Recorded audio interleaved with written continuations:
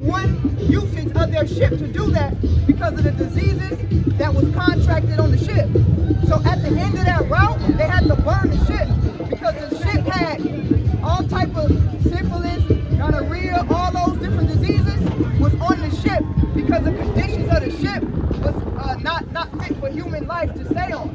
For example, when the women were at the bottom of the ship, when they had their menstrual cycles, and I got a book that I'm gonna read as a historical reference for you.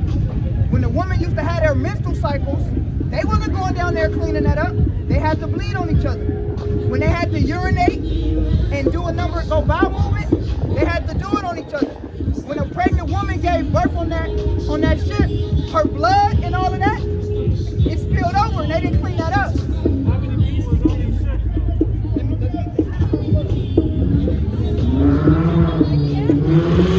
This is a book right here, bro. I'm gonna read it. Alright? It's called The Birth of Black America. Alright?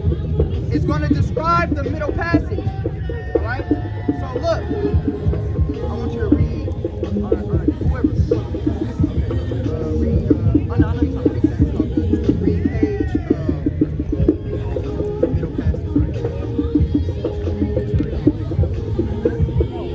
Hey, you can hear me, right?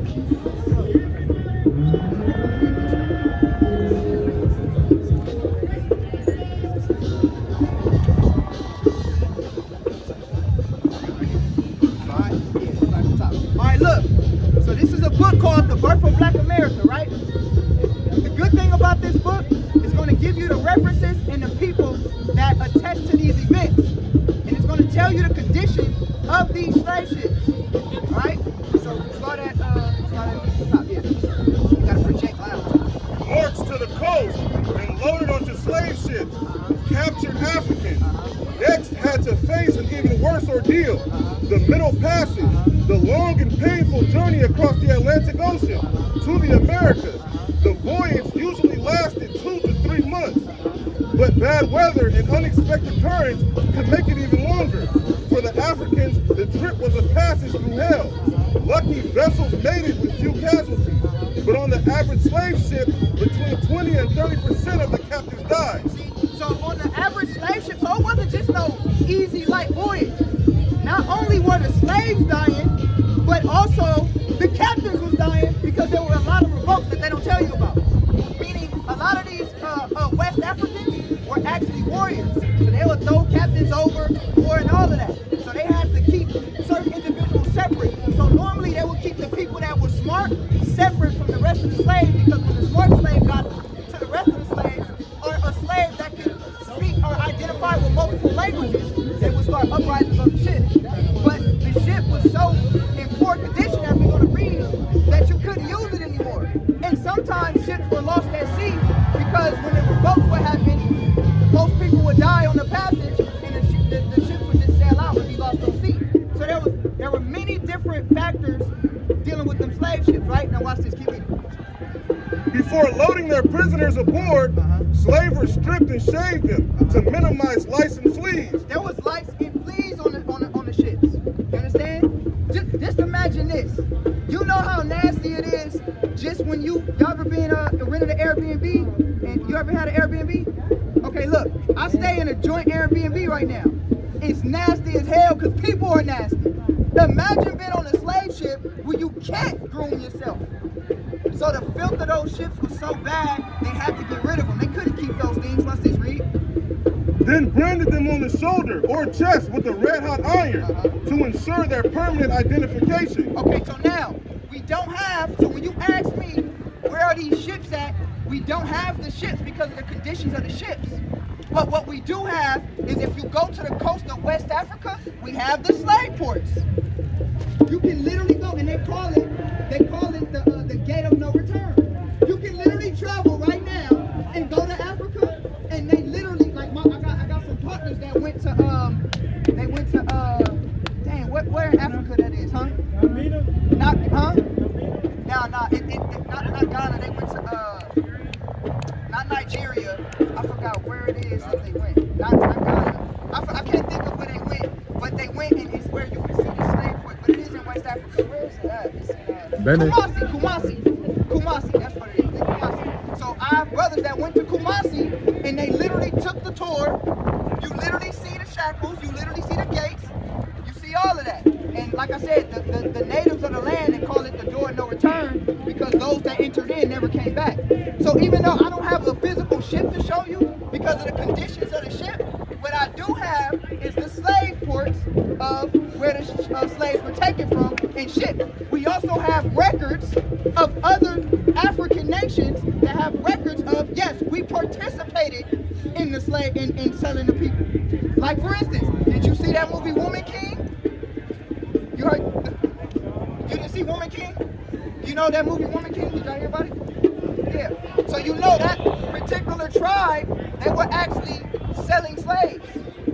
That particular, if you go watch that movie, what's her name? I forgot the woman's name. Yeah, Viola Davis, right? They made it seem like it was all good, but those people were responsible for selling your people into slavery. This is a fact. You understand? Those people were responsible for selling your people into slavery. And them slave ships were bad. Now here's the thing, you gotta ask yourself. This was a question that I had, right? Are you a Christian? No, okay, I'm not either. When I was a Christian, this is a question that I had. Why would God do that to a group of people? You ever thought about that? You ever thought about that? I don't know, but I'm just, the Bible, there's so many Bibles. Let me ask you a question. What's not true about the Bible? I don't know. Okay, so look, so you know what that tells me? Before you can make a judgment call, you gotta read it. Read it.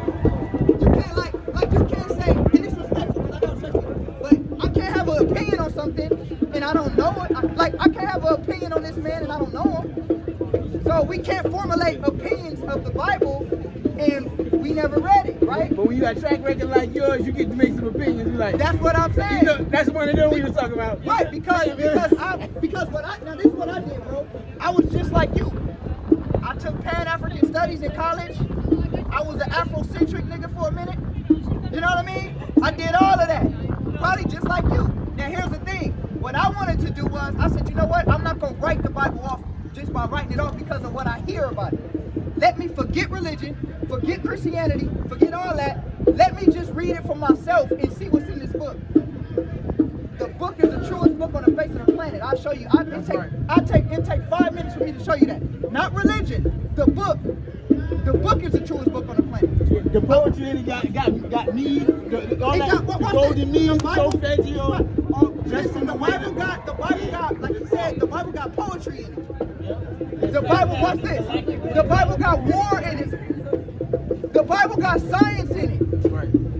Did you know that? The Bible got science in it. I prove that, right? The Bible says that he made Adam from what? I'm going to show you. The Bible says he made Adam from what? The dust of the ground, right? That's dirt, right? Let me ask you a question. When you die, where do you go? You go back to the dirt, right? Let me ask you another question. The same minerals that can be found in dirt is found in your body. Right. Iron is produced in your body. That's right. Copper is produced in your body. All of these different minerals are produced in your body, which can be found in the dirt. Let me ask you this. Vitamin D, vitamin C, you get that from certain fruits and vegetables, right? That come from the dirt. So when God said he made man from the dirt, is that a lie? You come from the dirt. Is that so? Right then and there, that's science that you didn't even understand or realize was in the Bible. You understand? Let me ask you another form of science. The Most High said, in the beginning, it was darkness upon the face of the deep, and it was void, right? That's what the Bible says. When you go out into deep space, what do you see? Darkness and void space. There's literally voids in space. A void is a point in space that doesn't have any galaxies in it. Well, the Bible says that the Most High God moved upon the deep darkness in the void. But a void is a scientific term. So now, either this book is inspired by God, or them niggas back there had telescopes. and they had airplanes or ships and going to space. Either or. Because the only reason why we know about this stuff today is because we have powerful telescopes. So if you don't believe in God, well, the person that wrote that, you gotta say he had a powerful telescope. You gotta say he been to space. Because he's writing about things in space. See, so the Bible talks about science. Watch this. That's your loved one? That's your lady? Watch this. The Bible, it has marriage counseling in it. I've been married to my wife for 13 years. I'm a young man, right? Been married to my wife for 13 years. People ask me, how is it that your relationship is so good? I got 6 kids. All my kids well-behaved, mannered, smart. You understand? Listen to their parents, obedient, friendly. My wife, in order, listens to me, respects me as her husband, and I respect her as my wife. The Bible taught me that. You understand? The Bible taught me that. So wait, before we throw the Bible away, we gotta actually read it, because I'm gonna tell you something. The Bible right now, where you from? You from Richmond, right? So I'm from LA, all right? I'm from South Central. So I'm pretty sure you understand the culture. Right now, if we took the Bible and really followed the Bible, it can change our hood like that. Because the Bible says, love your neighbor as yourself. Gang violence ends right there. Selling dope to my mama, selling dope to my homie mama, ends right there. You see that? So what happens is we look at Christianity and then we write off the Bible because we're looking at a false religion that is holding the Bible, not realizing that what's inside of it is power. You understand what I'm saying? You ever seen the book of Eli?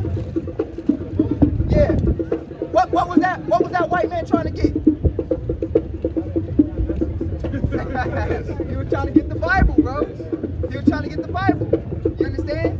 Guess what? The Bible is about justice. Now, get my Bible real quick. Now, go here. Go to Isaiah. Okay.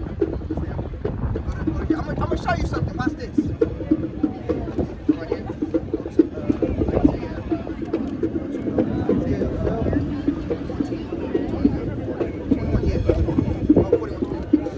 Now look, another thing. The Bible is a book of justice. Because if everybody says the white man gave us the Bible, right? Everybody says the white man gave us the Bible, right? I'm going to show you that the white man did not give us the Bible. The Bible predates even when the white man had power. Do you know the Bible goes back to ancient Chaldea, ancient Sumeria? Do you know Abraham was a Chaldean? You know ancient Sumeria, ancient Chaldean? You ever heard of the Anunnaki and all of that? Well, okay, you gotta, go into some history. It's all good. Abraham was an ancient Chaldean. He was from the areas of Sumeria. You know that predates Greece and all of that. That's 2500 BC. The Bible dates back to ancient Egypt or ancient Kemet. The Bible talks about ancient Babylon. So the Bible predates even when the white man got power. So how the hell did the white man give us the Bible when the Bible talks about civilizations that predates the white man's power structure? You understand? Right. The Bible's powerful. Now show this. The Bible's about justice. A lot of people say, that's a slave man book. He said, slap you, turn the other cheek, right? That's not what the Bible was talking about. The Bible was talking about your actual brother. If your brother does something to you, forgive your neighbor, your brother, not your oppressor. Let me show you what the Bible says about the oppressor, because that's another misconception people got about the Bible. It's the book of Revelation, chapter 13 and verse 9. Look what the Bible says about the oppressor. Read. If any man have an ear, let him hear. Read. Watch this. He that leadeth. Hold on. This for your ancestors. Read. He that leadeth into captivity. Our ancestors led our ancestors into captivity, right? Read. Shall go into captivity. So what must happen to their ancestors according to the Bible? They must go into captivity. Read it one more time. The King James Bible. So the Bible is about justice. How can we call God a just God when he lets atrocities happen? Do you know there was your slave master was laying with your wife? Committing adultery with your wife? How can God be a just God if he lets that happen and they don't get a punishment? And not just them, but their kids too. Because let me ask you a question. Our ancestors were brought over here as slaves, right? Well, guess what? We're the children of our ancestors. Are we still going through oppression? It's systematic now. You understand? It's a systematic oppression. So I don't want to hear that bull crap. That was my ancestors. I wasn't even born, because the Bible says something that if you don't return everything your ancestors did, you get the same reward that your ancestors get. For example, is any of these white people giving you any money? Wait, all the money that America generated off of slavery, do you see any of that? No. So they get the profit off of the back of what your ancestors built in America. You think that's right? That's right. That's not right. So would God be a just God if he just forgot about that? No, you absolutely not. You understand? So watch what God says, and then you go read that. It's the book of Revelation, chapter 13 and verse 10. He that leadeth into captivity shall go into captivity. That's right. He that killeth with the sword must be killed with the sword. He that leads into captivity shall be shall be led into captivity. He that kills with the sword shall be killed with the sword. You know what that's called? That's called justice. Let me ask you a question. If a black man kill a white woman, the whole task force gonna be on your ass. That's right. That's right. Hey, That's right. if a black man kill a white woman, the whole task force gonna be on your ass. That's right. And they gonna probably kill you before they take you to jail. You know what that's called in their eyes? That's called justice. So wait, why is it only justice when it's something dealing with the white man? Like, for example, 9/11, right? Did they go say kumbaya and hug the Arabs?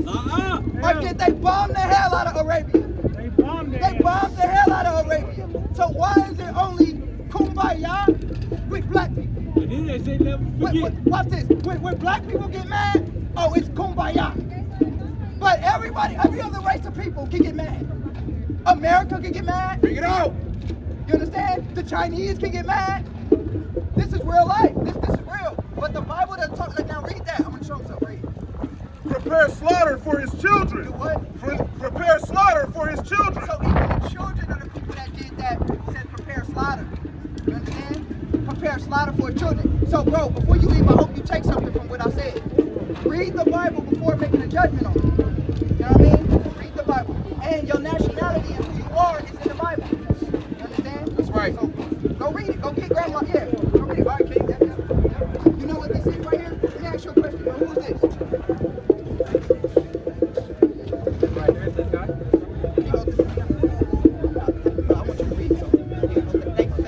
Who is that right there? That's Jesus? Or is this who he's depicted as? You want to know who this really is? Caesar Borgia. You know who that is? Caesar Borgia. He was the son of Pope Alexander. This is him right here. Right? This is a real depiction of him. Alright? What's his name? I always get his name. Leonardo DiCaprio. I always forget his name. Leonardo DiCaprio. No, Da Vinci. I always say Leonardo da Vinci, which was a famous artist during the time of the Renaissance, repainted the original image of Christ into this man, Caesar Borgia, because that was his lover. So watch this. He painted Christ as a homosexual man.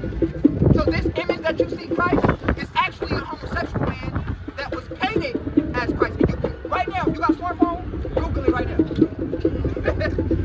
That's what I like to do for people. Because sometimes people be like, hell no. I'm like, nah, Google it right now. It's facts. Google, who is the picture of Christ? Alright? That's all you gotta do. Look it up. Right? And then what we're gonna do is we're gonna read the original depiction of Christ. Now let me ask you this question too. Google it. What does it say?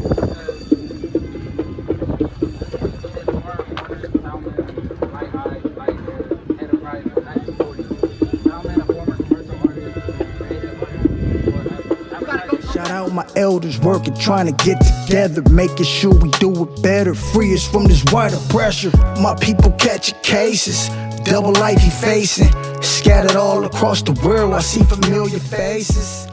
say we all.